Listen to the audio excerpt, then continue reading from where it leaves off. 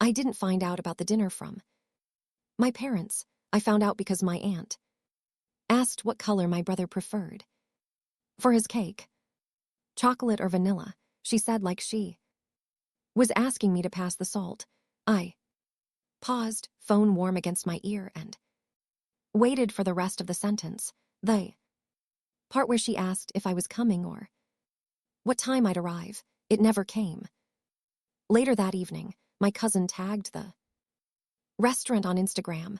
Linen, tablecloths, a printed menu, a caption about celebrating hard work and dedication. I scrolled through the photos slowly, not because they hurt in some dramatic way, but because they felt rehearsed, like a play I'd watched enough times to know my cue wasn't missing by accident. I called my dad the next morning, not to argue, just to confirm what I already knew. He didn't hesitate. That was the part that landed hardest. We didn't think you'd want to come, he said.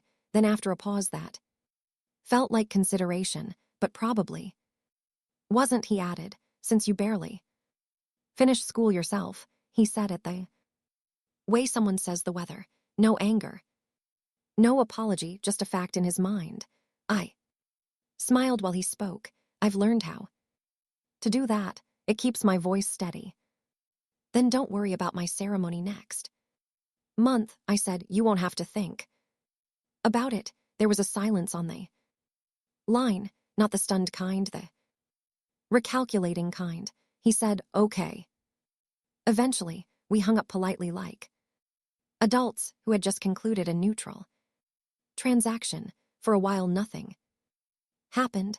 My brother's graduation came and went. There were more photos, more captions. My name didn't appear anywhere, which was fine. I wasn't trying to be included anymore. I was busy in a quieter way. Emails from an administrator, a request to confirm pronunciation, a reminder about seating. Because the event was open to the public, open, that word mattered. Program I'd completed wasn't the kind my family respected. It wasn't the one they'd bragged about for years at dinner parties.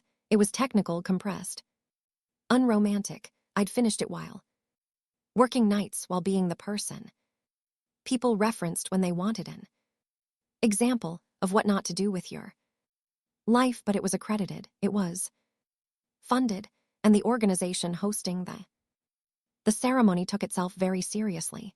2 weeks before the event, they emailed asking for a photo for the banner.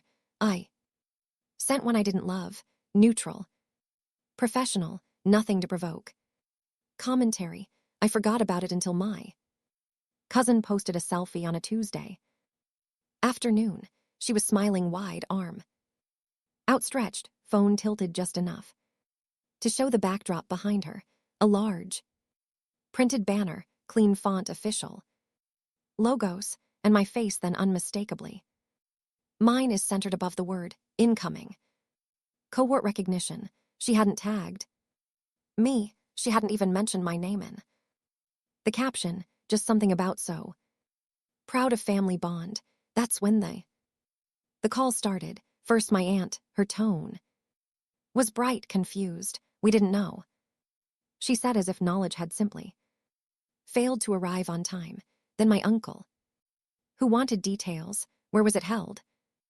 Who was attending? Was it public? My mother called last. She didn't ask questions at first. She said my name the way she used to when I was younger, and had come home late, carefully testing the air. I saw the picture, she said.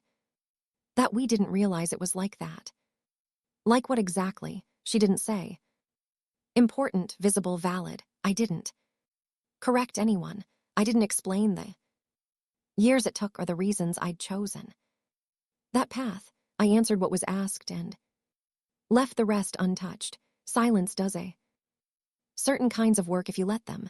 By Thursday, my father called again. This time, his voice was different. Not softer, just slower. So he said, this ceremony, Is there still time to attend? I looked at the email open on my screen, the line about see the note. About RSVP being required for family guests. The deadline had passed 3 days ago. Earlier, it's open, I said, but seating is handled by the institution. He hummed like he was absorbing a logistical problem, I see. Another pause. Longer this time. We didn't mean anything by what we said. He added about school. I believe that he believed it. That's okay, I said, and it was just not in the way he thought. The day of the ceremony, I arrived early. The building smelled like new paint and coffee. Staff moved with purpose. There were name placards, a sign rose, a printed program with my name spelled correctly, which still surprises me sometimes. My cousin waved when she saw me. She looked uncertain, like someone realizing they'd stepped into a room they didn't understand yet. My parents arrived late. They stood near the back at first, scanning, orienting themselves. When they spotted me, my mother smiled and lifted her hand halfway, unsure if it was appropriate to wave. We didn't sit together. An administrator spoke not about grit or redemption, about standards, completion rates, professional readiness, language my family respected because it sounded like authority. When my name was called, nothing dramatic happened. I walked, accepted the folder, shook a hand. The applause was polite and contained. The banner loomed behind me, impersonal and steady. Afterward, my father approached me slowly. I didn't know, he said again. This time it sounded less like an excuse and more like an admission. I know, I said. He waited, maybe for an invitation, maybe for forgiveness. I didn't offer either, not out of spite. Out of clarity, we took a photo together. Because my mother asked, it felt fine. Just fine.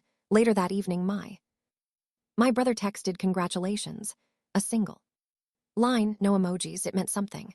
I think nothing was repaired.